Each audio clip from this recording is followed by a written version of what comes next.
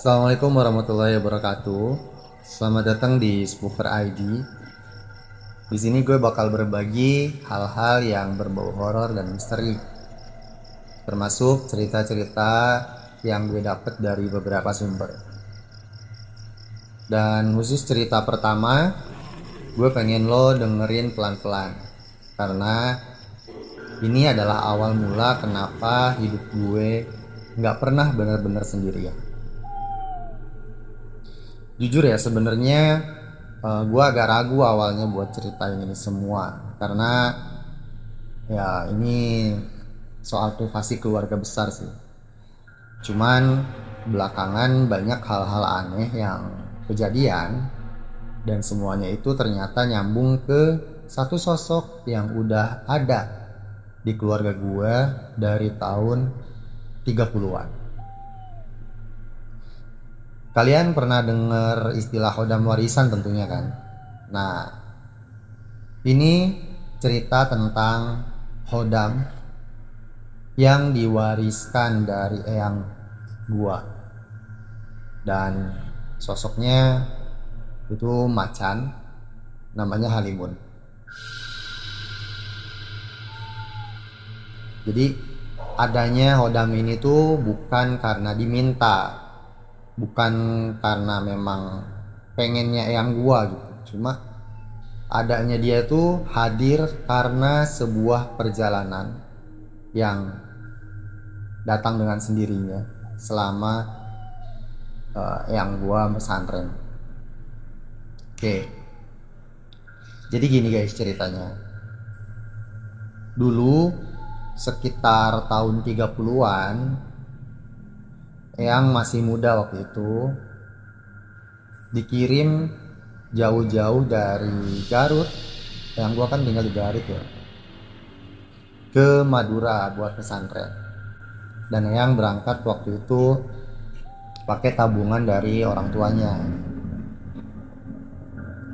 Nah, di pesantren itu di Madura, Eyang nggak kerja. Dia benar-benar jadi santri yang tawadhu, fokus belajar, memperdalam ilmu agama untuk bekal diri pribadi, dan mungkin nanti buat diamalin di kampung halaman.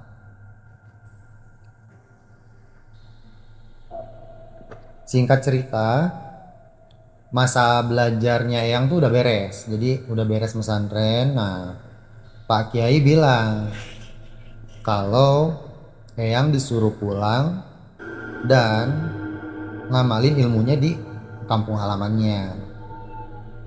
Nah, waktu Eyang disuruh pulang sama Pak Kiai, dia bingung.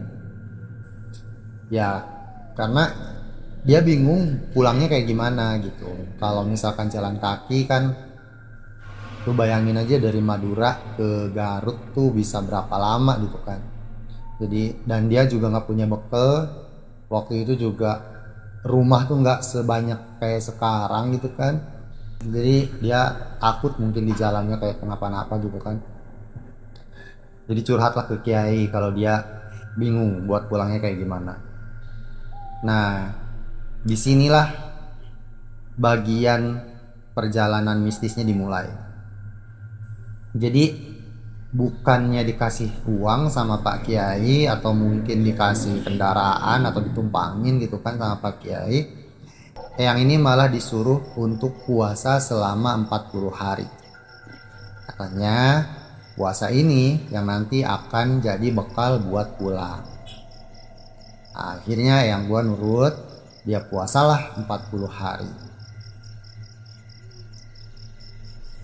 Pas hari ke-41, setelah yang selesai puasa selama 40 hari, Eyang ngadap lagi ke Pak Kiai. Dia bilang kalau puasanya udah selesai kemarin, dan ya dia udah bilang kayak gitu. Dan ternyata Pak Kiai nggak ngomong banyak-banyak.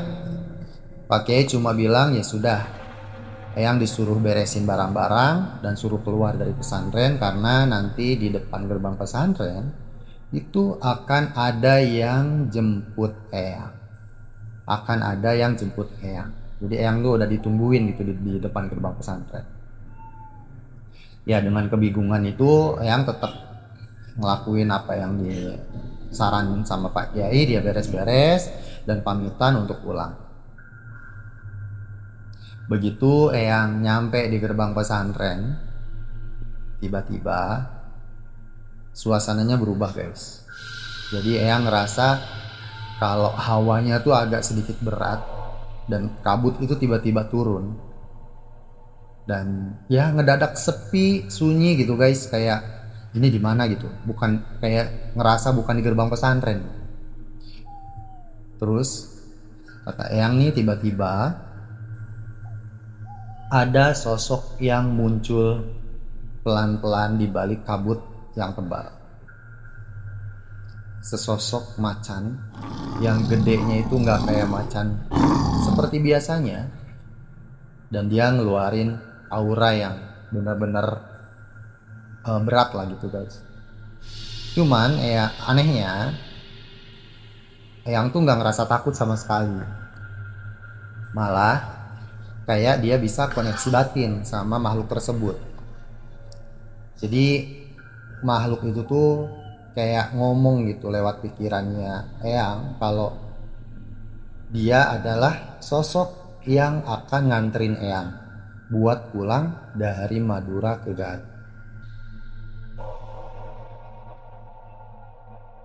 Dan makhluk ini ngenalin kalau dia adalah Halimun, sosok macan yang kelak akan jadi pengantar pulang Eyang. Oke, singkat cerita Eyang pulang menggunakan atau menaiki si Halimun dari Madura ke Garut.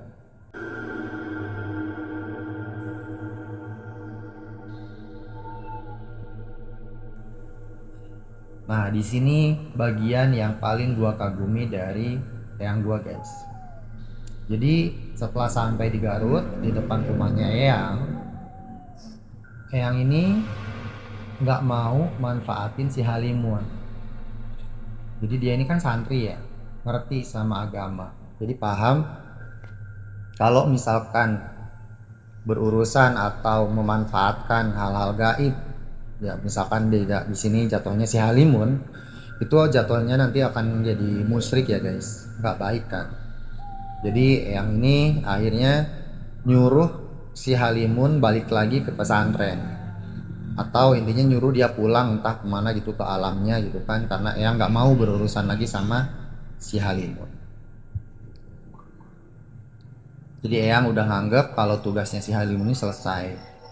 Nah, cuma kalian tahu apa yang jadi jawabannya si Halimun? Ternyata dia nggak mau pergi, dia nggak mau pulang. Dia bilang kalau dia udah dapet mandat buat jagain Eyang selama hidupnya Eyang, bahkan bakal jagain semua keturunan Eyang sampai 7 turunan. Nah, mungkin kalian mikir, ah ini mah cuma cerita lama gitu kan, atau cerita legenda keluarga aja. Awalnya gue juga mikir gitu guys. Tapi ternyata setelah Eyang pulang dari Madura,